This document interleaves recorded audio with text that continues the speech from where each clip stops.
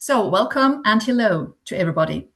We, the Swiss Forum for Integrated Care and the Swiss Association for Health-Related Social Work, SAGES, welcome you to today's discussion about social prescribing. As we organized this webinar or online talk, we thought that this topic might be interesting for many people from Switzerland. But then our partner from the Bundesverband Managed Care from Germany jumped in, and later on, the International Foundation for Integrated Care. So we not only have people from Switzerland listening to us, but from Germany and from abroad as well. But no pressure on you guys, we're going to talk about it. From the perspective of integrated care, which is our perspective, the connection between the health and social sector is essential in order to provide comprehensive care for patients. Social prescribing is one way to bring these both worlds together.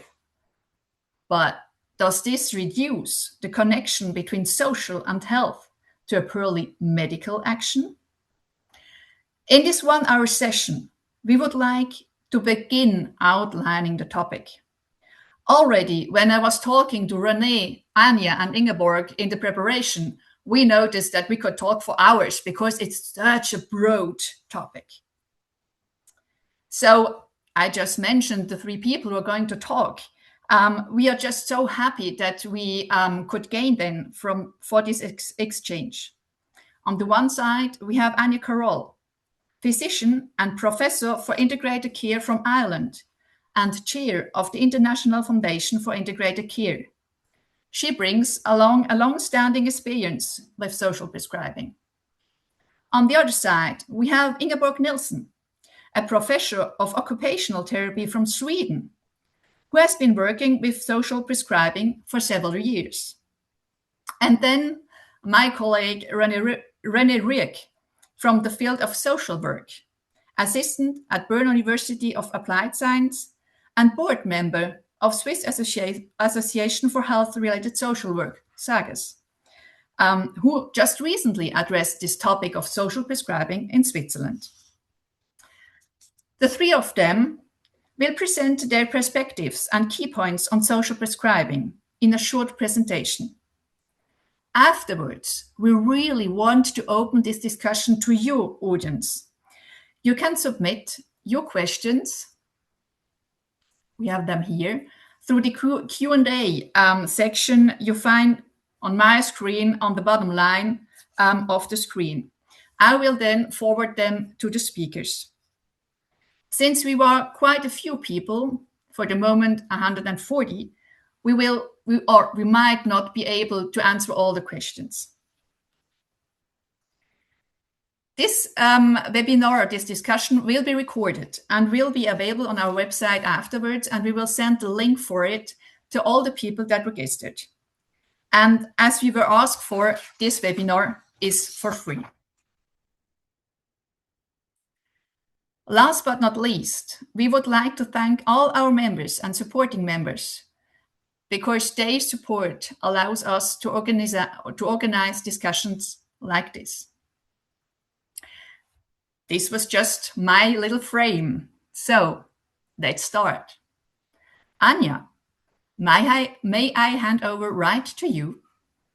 Yes, thank you very much, Nadia. And just to say that I'm really delighted to be here for this discussion. I think it's a very important discussion, and I'm very pleased to be here. Thank you for the invitation. So I really come to this discussion from my work in integrated care internationally, including through the International Foundation for Integrated Care. And really that experience has really shaped the perspective that I'm going to share today. So I would like to just give you a little bit of etymology. I'm a bit obsessed with the origin of words. But you'll notice in this slide that the origin of the word prescription is an order, a direction.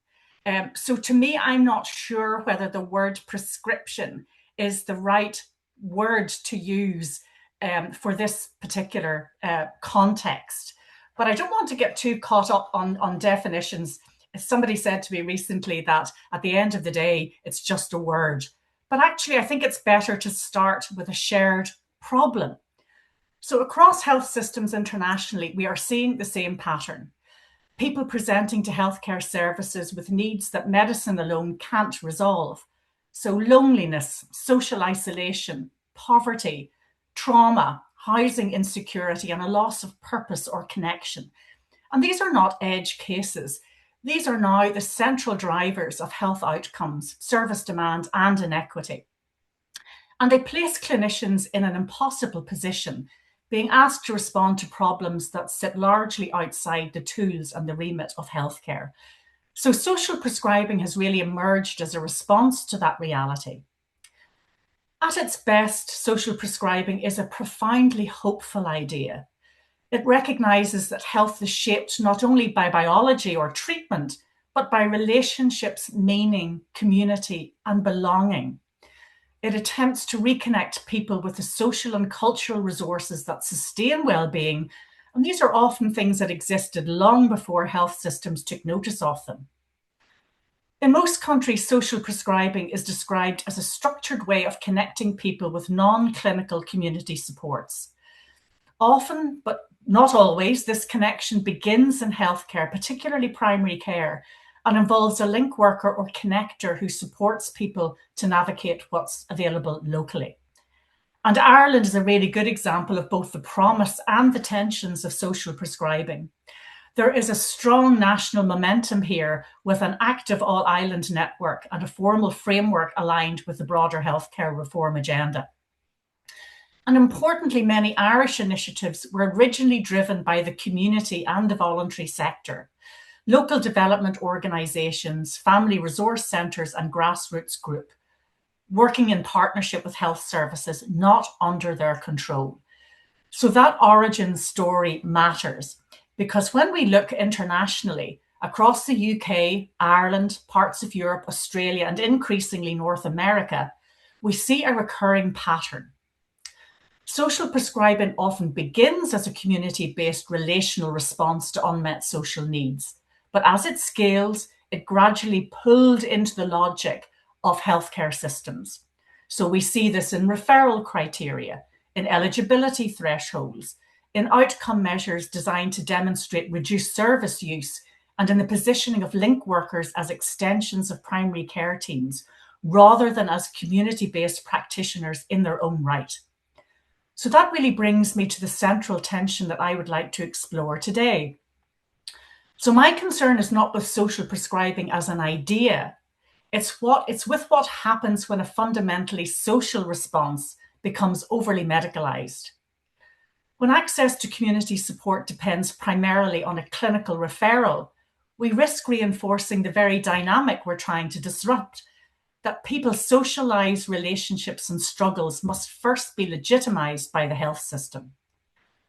Loneliness, exclusion, poverty, and lack of purpose are not symptoms of disease. They are features of social life. And when we frame them primarily through medical pathways, we risk pathologizing normal human experience and shifting responsibility away from society and onto individuals or onto already overstretched health services. And there's a more practical concern. When social prescribing is embedded too deeply within healthcare, link workers are often asked to hold risk, complexity, and emotional labour that sits far beyond what was originally envisaged for the role. International qualitative studies consistently show link workers navigating blurred boundaries, inadequate supervision, and expectations that social prescribing can somehow compensate for gaps in mental health services, housing systems, or social protection. And that is not fair to them, and it's certainly not sustainable. Now, it's very important to be clear here. This is not an argument against healthcare involvement, because clinicians are often the first to recognise unmet social need. Healthcare settings can be trusted points of contact, particularly for people who are isolated or marginalised. And health systems can be very powerful advocates for investment in the community and voluntary sector. But recognising need is not the same as owning the response. In my view, healthcare should act as a connector and an advocate, not the centre of gravity. So, what might that look like in practice? Well, it would mean reframing social prescribing less as a healthcare intervention and more as a form of community infrastructure, one that health services can refer into but don't control. It would mean ensuring that people can access community supports without requiring a medical label or a clinical gatekeeper. It would mean stable, long-term funding for the voluntary and community sector, rather than short-term pilots tied to health system priorities. And it would mean evaluating success not only in terms of reduced service utilisation, but in terms of agency, belonging, connection, and sustained social participation. International experience, including emerging models in the United States, where there is no single national health service, suggests that social prescribing is most resilient when it is plural, locally grounded, and embedded in community ecosystems rather than organisational hierarchies. So if we are serious about addressing the social determinants of health, then social prescribing cannot be expected to compensate for structural inequities on its own. It cannot be a sticking plaster for underfunded social care, housing, or welfare systems. And it cannot carry the weight of unrealistic expectations simply because it sits at the interface between health and community. But if we get the balance right, social prescribing can still be transformative. It can remind health systems of their limits and their responsibilities. It can elevate the role of communities, not as service recipients, but as producers of health. And it can help shift our collective imagination away from a model of care that is something delivered to people and towards one that is created with them in the places where they live their lives. So I'll finish with this. Social prescribing matters because it challenges a deeply embedded assumption that health begins in clinics and hospitals, when in reality, health begins in communities, in relationships, in purpose, and in feeling valued and connected. If we allow social prescribing to be truly social, community anchored, relational, and accessible, it may be one of the most humane developments in modern health policy. If we over medicalise it, we risk losing precisely what made it powerful in the first place. Thank you very much. I'll stop sharing. Wow, this was a start. Thanks, Amy. May I just come back because it's like, what is social prescribing? You are also very engaged in integrated care since you're a member of the International Foundation of Integrated Care. Does social prescribing now promote or hinder integrated care? I see it. So, integrated care from IFIC's point of view is founded on certain basic principles. So it's person-centered, coordinated, and continuous, and built on the wants and needs of the individual and their family in their community. So those are really important principles. And social prescribing is a very important part of connecting and providing continuity in people's communities. So it has the potential to have a very important role in integrated care. And that's why in IFIC, we actually have a special interest group that has a particular interest in self-management and social prescribing.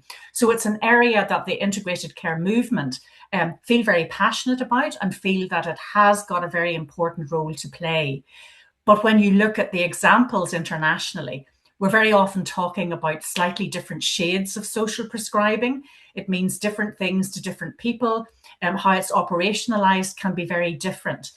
So I think in having webinars like today's, and by sharing our international experience, we can perhaps find not the ideal, because one size doesn't fit all. I think that's very important.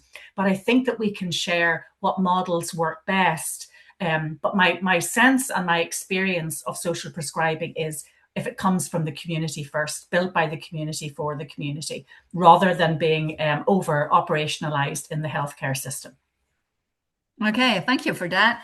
I think that we have all different thoughts about social prescribing. René will talk a little bit about it, about what is happening in Switzerland right now. We got like 3 questions in the F&A, not Q&A, other language, sorry for that. I will take it in the discussion afterwards because I would like first to give the word to the others. Ingeborg, you are like a midterm experience. Anja, it's really a long time that she's working with social prescribing. You in Sweden, you're like the midterm experience. Tell us, what is your perspective on social prescribing?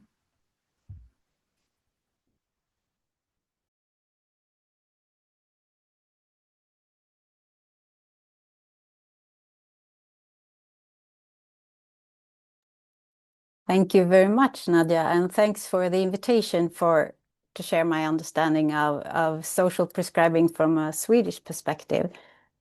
And good afternoon, everyone, online also. I'm Ingeborg Nilsson, and as an occupational therapist, I will bring an applied healthcare science lens to this topic. In my research on healthy aging, I've been particularly interested in the role of social participation for health. And we have developed and evaluated several initiatives to support social participation in later life, and social prescribing is one of them. And I list my team here also. It took me quite a long time to understand the concept of social prescribing, and I would like to compare it actually to a potato, and you might wonder why. Well, a potato can be used for many different purposes. It could be home cooking, fast food, fine dining, snacks, and even alcohol. Social prescribing seems a bit similar. In the literature, it's described as a service that connects patient to non-medical community resources to address social, emotional, or practical needs. It targets very different groups, and it includes working models that range from a simple signposting to intensive link worker support with motivational coaching and bridging. And despite decades of practice and research, especially in the UK, the international evidence base is still, I would say, quite weak and inconsistent. But the enthusiasm is rather strong. The spread of social prescribing is moving much faster than the evidence, and the approach is also quite context sensitive, I would say. Whether it succeeds seems to depend on the local resources, organizational readiness, and how link workers' roles are set up. We realized in 2018 that no one had tested social prescribing in Sweden before, so we were very surprised to become pioneers. We didn't want to treat social prescribing as a potato, quote unquote. Instead, we focused very narrowly on loneliness among older adults, an issue that we were already studying.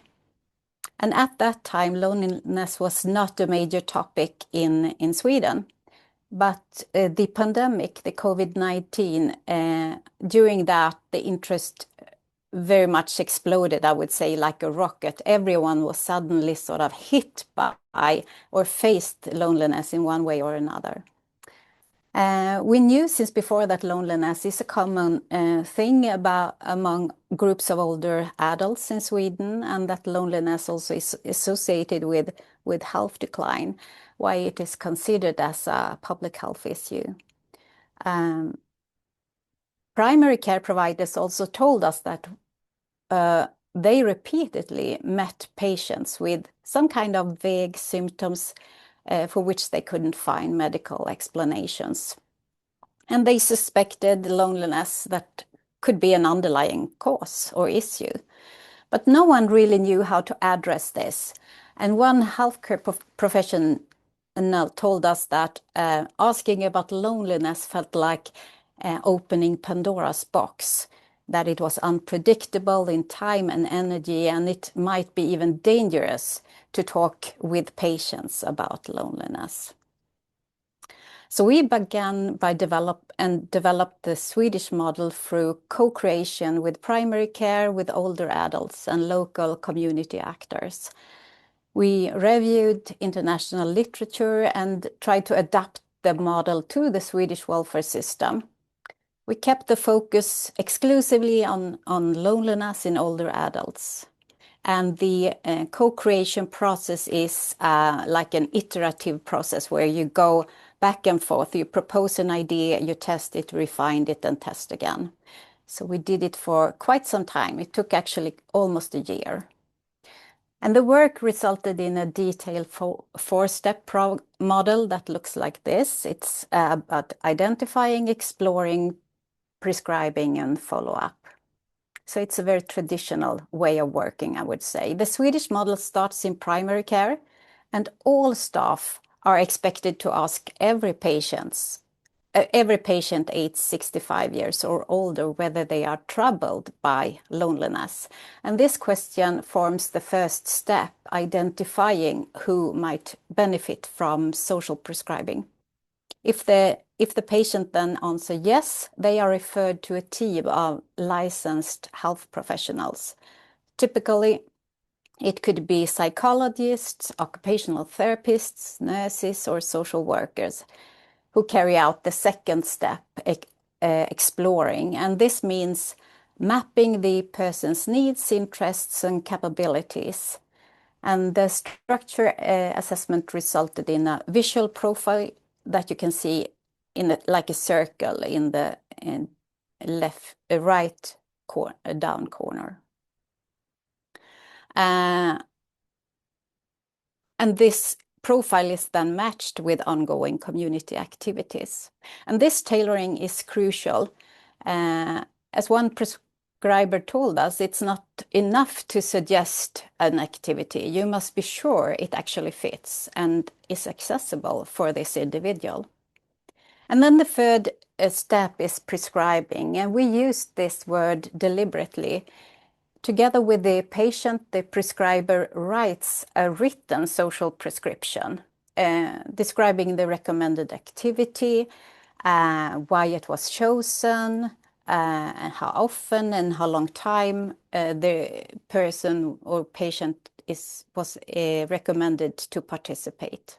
And the final step is then follow up, a 3-week phone call to adjust the prescription if needed, and a 3-month in-person meeting to evaluate outcomes.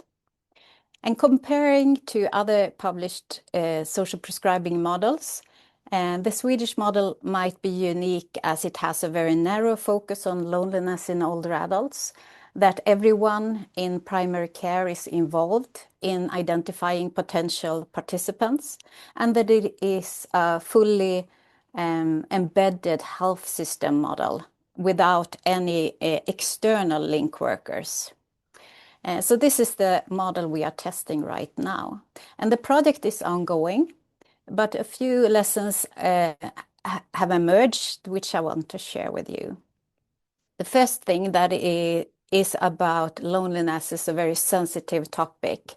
It is very difficult to admit for older adults, and it is also challenging for professionals to ask and discuss. And the other thing is about social needs and activities. Talking about social needs is not a familiar conversation for many older adults. It was clearly that it wasn't what they were used to.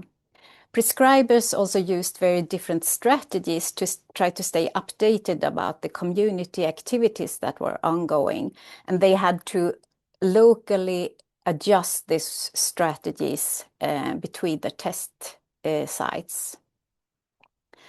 And about primary care, very few people explicitly seems to seek help for loneliness in primary care in Sweden.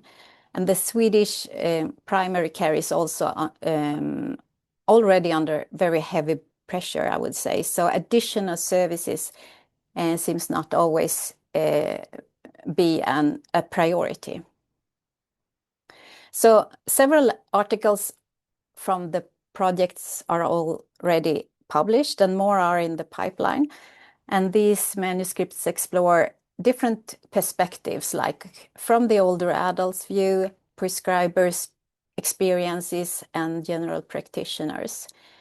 We will also publish on our process evaluation and feasibility trial, and also a specific article exploring a deeper understanding of loneliness as a sensitive topic. This is a list of our published articles so far, and please don't hesitate to contact me if you have further questions or comments. Thank you. Thank you, Ingeborg. May I just ask or add one more question? You said in your process, the one you use in Sweden, everybody is included in making this evaluation of the needs. I started with my introduction. I said, well, is this connection between social and health a purely medical action? So I was wondering if, in the experience you are doing right now, is it only the doctor who can do social prescribing, or are they different people? Well, we discussed this quite much in our co-creation process. It was actually the doctors who thought that it shouldn't only be the GPs who find out about these kind of problems related to loneliness. So instead, they wanted everyone who met the patient at the primary care center that they should be involved and ask about this. If they were bothered by loneliness. I think that is a good idea, but it's also a very challenging one to implement because who is really in charge? So it ends up it could be a bit confusing also. Yeah. Was that the answer on your question? Yeah, thank you so much. I saw Inez laughing, so I think she got much experience with that as well. We might come back to this in the discussion. Before I answer the questions we have in the Q&A, I just want to hand over to Renee.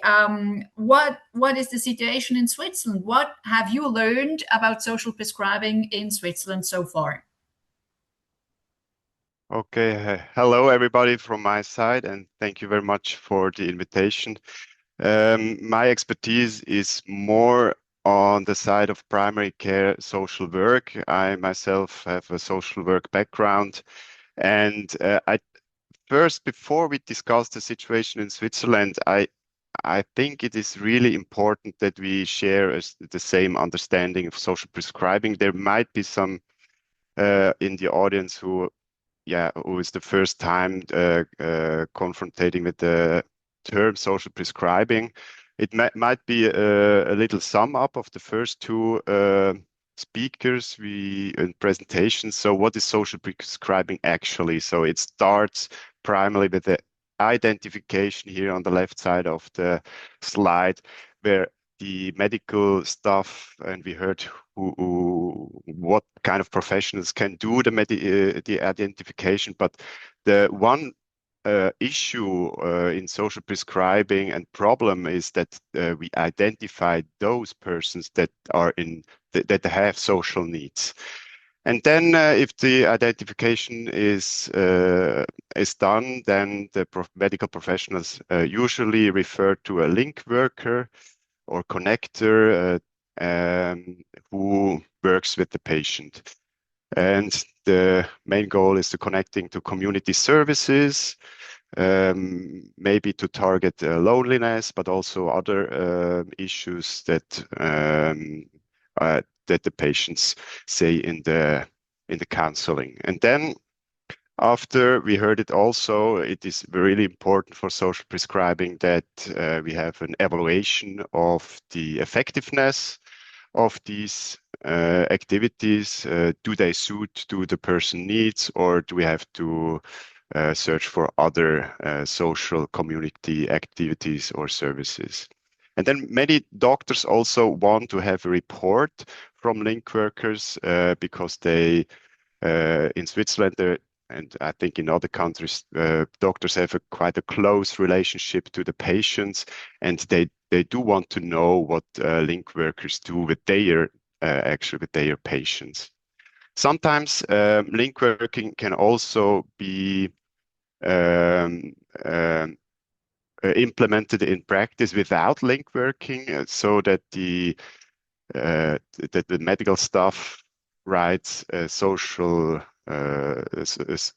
prescription directly addressing community services. So this is kind of the what I know from the literature, the process, the ideal process, how link working functions in practice. Now, what link workers do, they we heard it also. It's not an easy job. So there's quite a lot of tasks what link workers have to do. They do the needs assessment, social analysis. They have to build trust with the patients, especially when targeting sensitive topics like loneliness. And then they establish an action plan with the together with the patients. They give information, support, connect, and motivational interviewing is sometimes favorable because people have to get out of their loneliness, or they have to go to the activities, which can be a hurdle. And then the evaluation of the measures, respectively the tasks or the services that were used by the patients, and they might give ongoing support. And on the other side, we heard it already, link workers do not only provide patient counseling, they are also responsible for the network building, maybe not for the social services. They're not responsible for the social services themselves, but they are responsible for building up a network and also the network maintenance. Maybe they can also support some grassroots movements or support activities in the social area, the social context. I think they can promote services. Maybe they can identify some service gaps and have to look at how to close them. And they have to supervise their own professional role. They have to do intervention, continuous education to keep quality. So that is really important, that they don't only have to do patient work, but also network development and quality measures is really important for social prescribing. For me, an important topic we heard before, that social prescribing is a potato, and this is one example that it's true, it's a potato, because it's provided in really different spaces. This is from a study from Ireland, so maybe you will know the study, and there it's written that it's provided by NGOs in the volunteer sector, local authorities, and only a part of social prescribing is really provided in the primary healthcare on place. Also in housing, counseling services, and even universities, maybe, I don't know why universities, but to sum up, it's really not clear where social prescribing is served. And then another thing is really important for me. We see social prescribing here as an instrument or a tool to connect patients, but also to build up and maintain the network in a community, a township or whatever. And we have to compare this kind of service with other services or other concepts, and this is the concept of primary care social work, where it's much more clear what kind of education the people have to bring in as a link worker. They can also work as link workers, as we heard, but they have a clear educational status for their work. And they can also provide professional counseling as they learned in their education. They can manage also emotional or difficult discussions with patients. And they can also provide immediately help, for example, in access to social security institutions. And we have community work. It's really important to see that actually, especially in Switzerland, in the big cities, there are quite strong community work organizations for neighborhood development, participation in townships, and to promote social cohesion.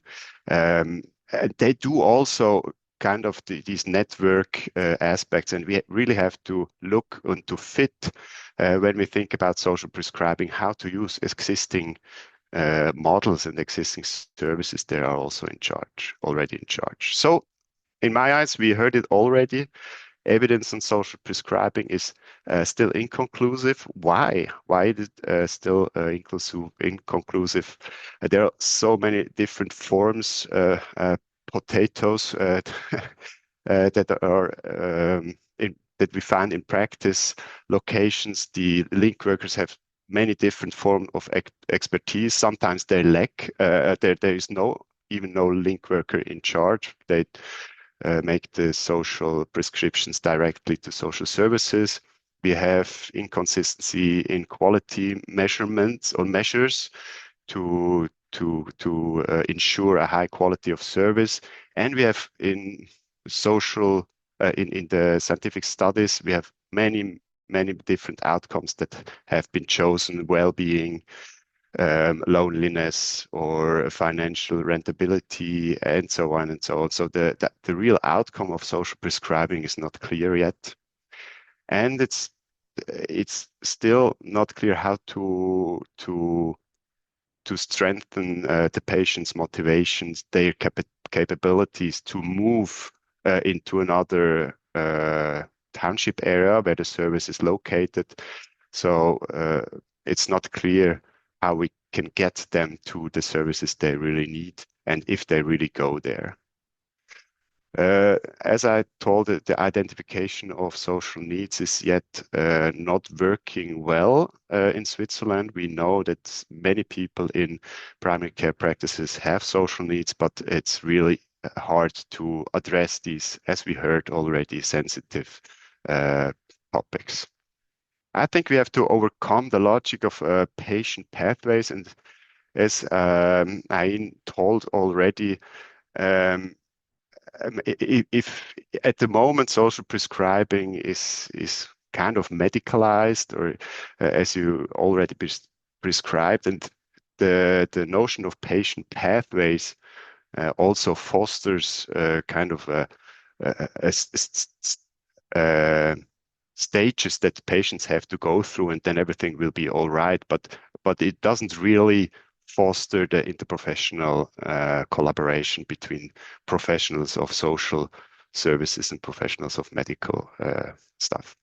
And we have lots of themes or topics that patients in primary care practices bring into the counseling, into the medical counseling. And it's in German, but it's just showing how diverse the topics are. It's not only loneliness that people bring into the primary healthcare. So we really have to address the diversity of these topics when speaking about social prescribing. It may help as conclusion, but it's, in my eyes, not the final answer to address especially patients with complex biopsychosocial needs. So it's important to have in mind that these people with complex needs, they need also complex and multi-professional service. So that's about it from my side as a starting point. Okay, thank you, Renee. So what I just learned is we don't know who is doing it. We don't know how they should do it. We don't know where they should do it, but it is important. So, well, this is my first conclusion after your three presentations. Since we got some questions, I would like to switch over to them. Some are quite long, so I'm trying to get them a little bit together. A first topic is the user's independent self-care skills or self-care determination. How important is it? Is this in the whole topic of social prescribing? Because you can say, like, a doctor is doing the prescription, you have to do this, you have to do that. But how important is this, or what is the place of this user's independent self-care skills and motivation? Who would like to answer to that? I think from a perspective more from the social prescription as a tool from social services, I think what social prescribing can do is stabilizing or the social problems or addressing social needs of the patients. And when social needs are addressed and when patients feel that they have a good service in charge or a good person who can have trust in it, and sometimes it's just a little thing that should be addressed, and then people can be strengthened, can have more agency, and then they have more time and more resources for self-care and medical adherence. And I think social prescribing should address social needs, and then everything else will be easier to build up on top of it.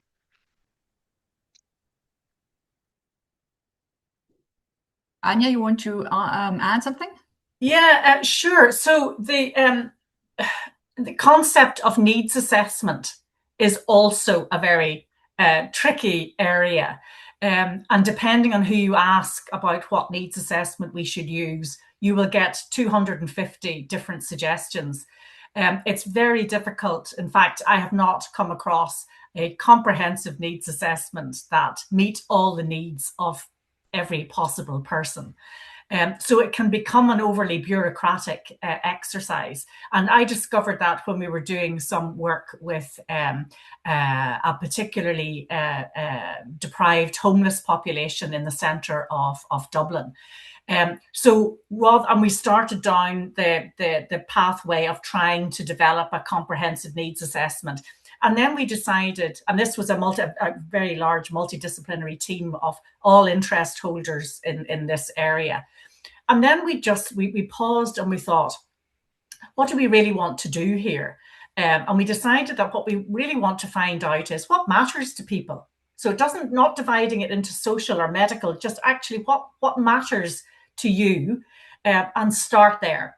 So we moved away from a comprehensive assessment and started by asking what matters to you as an individual, what's important to you. And I think that's a really good starting point. So not get caught up on these needs assessment, but actually find out what matters to the person.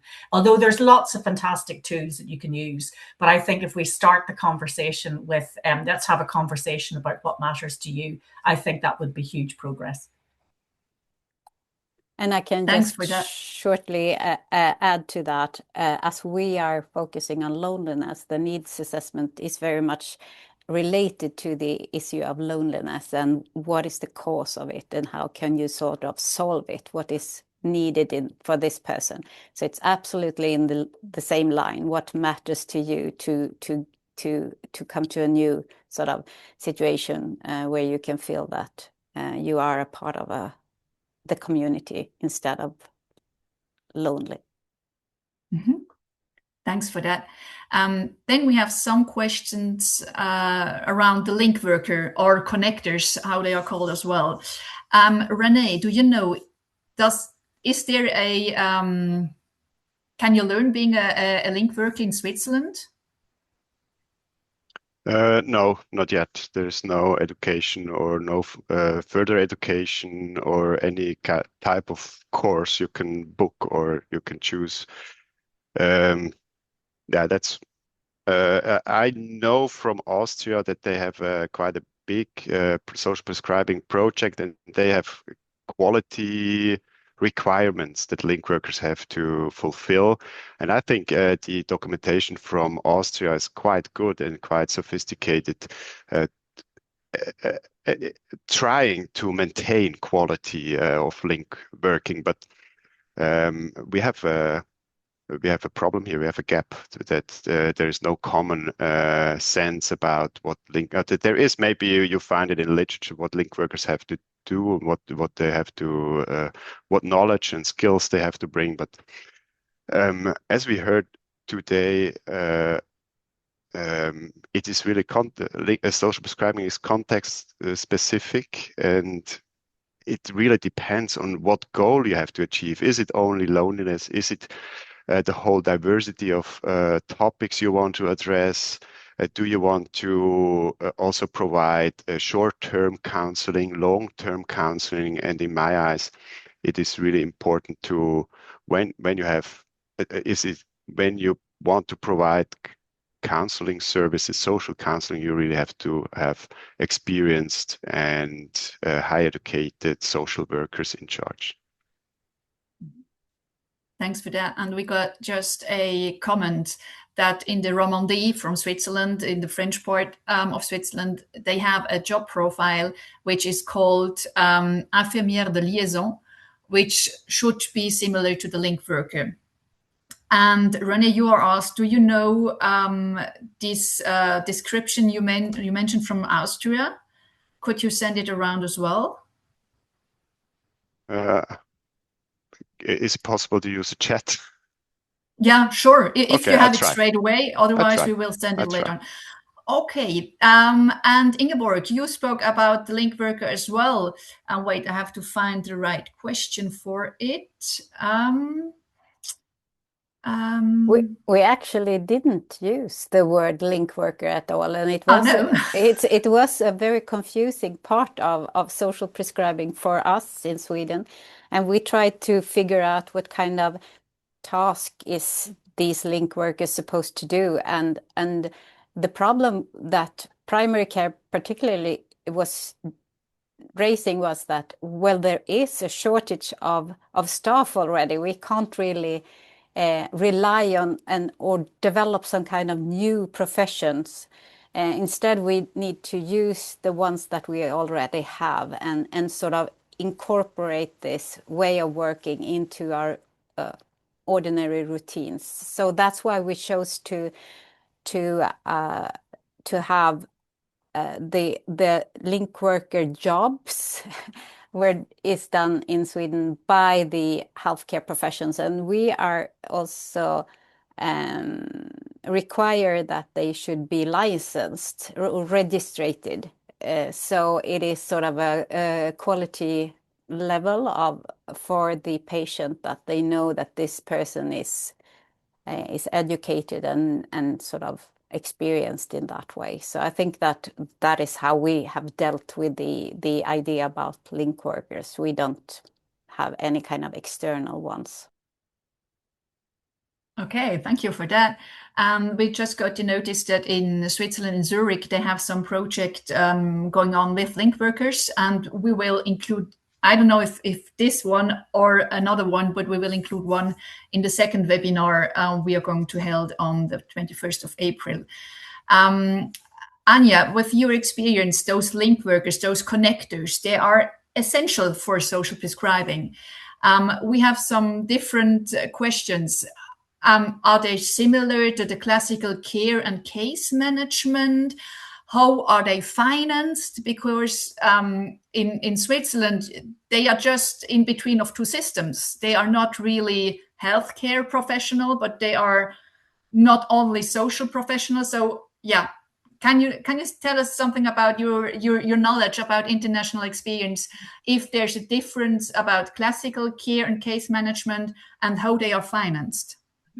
So I'll start with, I suppose, the role itself. So it's a really good question. So in Ireland, when we were first starting the integrated care programs here, the national integrated care programs, we knew that this coordination function was really, really important.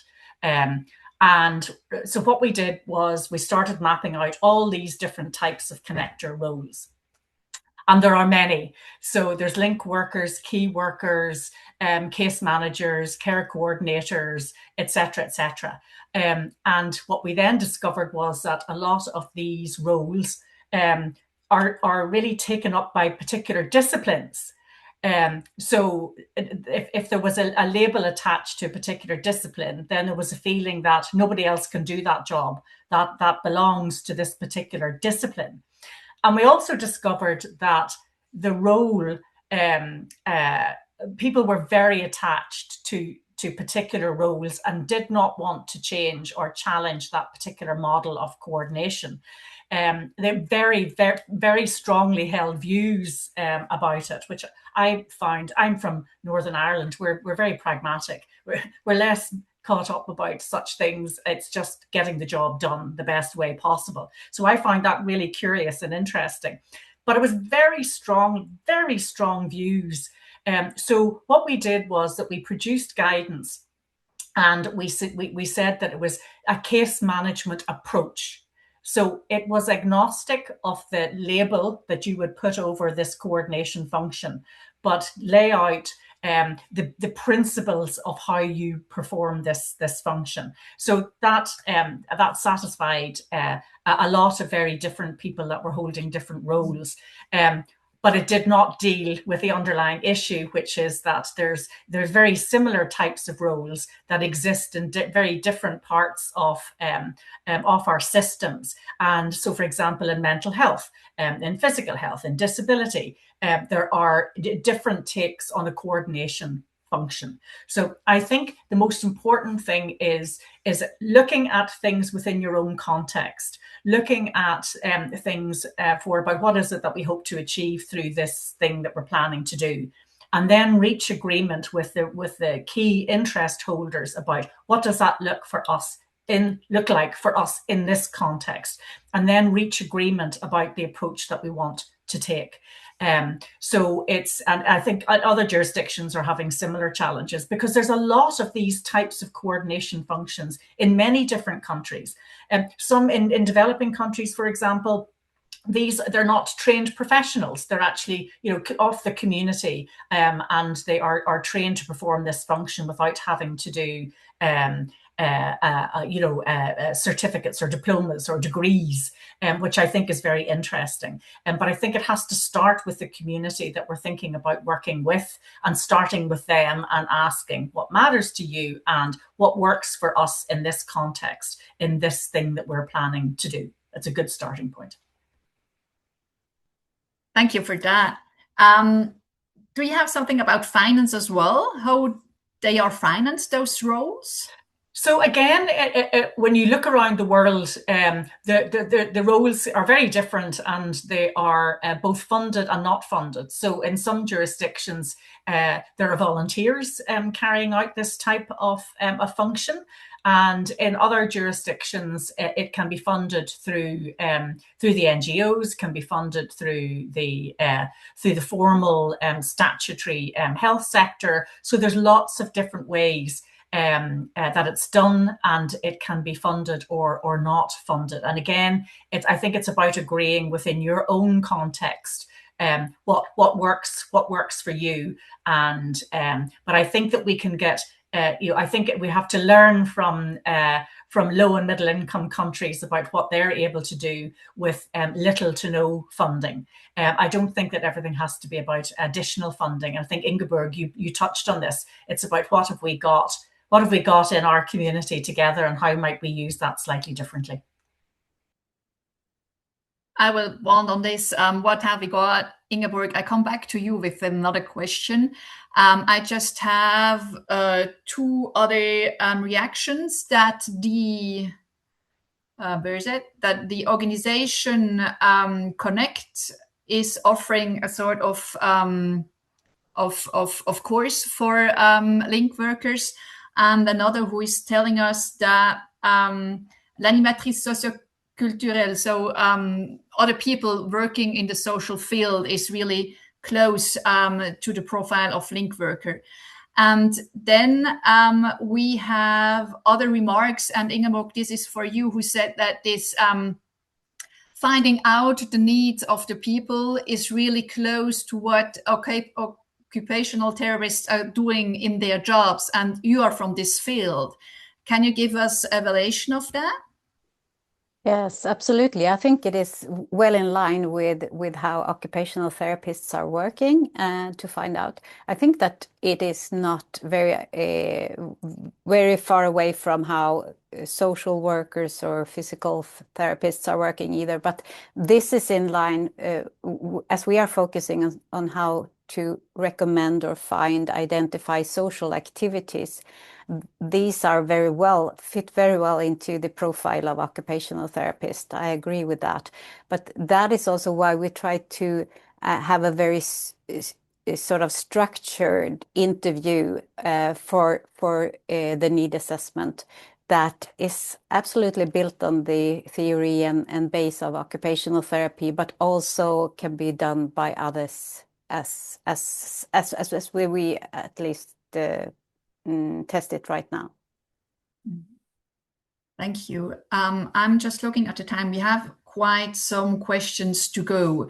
But I would suggest that I think in the presentations, you got the email of the three people, so from Anja, René, and Ingeborg. So if we couldn't take up your question during this webinar, just feel free to ask and to contact them directly. We now touched quite different topics, and as we already experienced during our preparation, well, there are still so many things to discuss, and we can just put it in a nutshell in 1 hour. But to close this webinar, I would like to ask the three of you, what are the important take-home messages about social prescribing? Also, if you think about the questions that the people asked right now, what would you really say if you want to go into social prescribing and really develop that at your place? What is important to take home from this webinar? Ingeborg, may I just start with you? Yeah, thank you. I think what is important, as I think, would be the sort of top 3 thing is that I would say that don't go for the potato version. Try to stick to something. What do you think is important to what will be addressed by this social prescribing program? I think also that we should be careful that it is equally distributed in the community or in the country. So that is also why I would say that don't go for these. I mean, I love dedicated individuals, but don't go for only dedicated individuals. Try to get it some kind of structure in the system so that it can be sort of available for and accessible for everyone. Thank you. Thank you. René, what is your take home? I liked the notion from Ingeborg about participatory approaches. I think when you in practice, in politics, wherever, thinking about introducing social prescribing, I think a participatory approach is really fundamental. And the second thing is be clear about the problem you want to address and what outcome you want to address. And only if you are really sure what outcome you want to address or achieve with the social prescribing, you can interfere from this outcome to all the measurements you want to include. And if you do it with in a participatory approach with patients, with the social context, social community around, then you will be fine. Thanks. Anja, what would be your take-home message? Well, I think if my experience in integrated care has taught us all, taught me and taught us all anything, it's that health systems can't produce health on their own. Their role is to recognise need, to connect people and resources, and to support the communities where health is actually created. So I think we need to remember that health begins in communities, and to start there. Thank you for that. Well, the hour is over. I thank you, Anja, Renee, and Ingeborg, that you participated in this talk. As I already said, we could go on, but now we want to close it. Our second webinar will take place on the 21st of April, and we're going to present 3 different models of social prescribing, but social prescribing not understood as a medical act, but really as connecting the health and the social system. To everybody who joined this webinar, many thanks for listening to us, and hopefully see you again on the 21st.